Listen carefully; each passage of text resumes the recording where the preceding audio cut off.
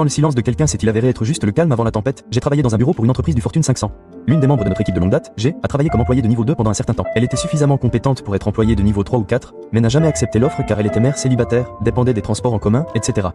P et G, initialement au même niveau, étaient toutes de bonnes jusqu'à ce que P découvre que G gagnait davantage grâce à des primes et augmentations régulières. Une erreur de G suivie. Notre cliente a fait une erreur. Elle a utilisé l'ancien protocole de facturation alors qu'elle venait de changer. Ce n'était pas une situation grave, mais P s'est adressé aux employés de niveau 4 et à la haute direction et a suggéré que G soit licencié. Ils sont tous allés voir les RH qui ont dit que même s'il n'y avait aucune raison valable de la licencier, ils pouvaient la transférer dans une équipe plus merdique qui garantirait en gros son échec. G a compris ce qui se passait et a obtenu un autre emploi. Nous allions être en congé pendant 4 jours pour Noël. Et G a démissionné jeudi en laissant un message vocal après les heures de bureau. G savait que le message ne serait pas reçu avant lundi matin. Elle a donc envoyé un email à tout le bâtiment. L'heure d'envoi était fixée à 23h59, la veille de Noël. L'email expliquait comment P avait une liaison avec son beau-frère pendant que son mari était en mission. Comment un cadre supérieur avait accepté ce poste parce qu'il avait été licencié pour détournement de fonds et avait perdu sa licence d'expert comptable. Et comment l'un de nos employés masculins de niveau 3 avait demandé une mutation parce que notre chef de service marié le harcelait sexuellement. Nous sommes arrivés à 8h au RH et il est arrivé à 9h. C'était un véritable désastre lundi matin. Pas mal de personnes ont démissionné ce jour-là. Et dire que tout cela aurait pu être évité.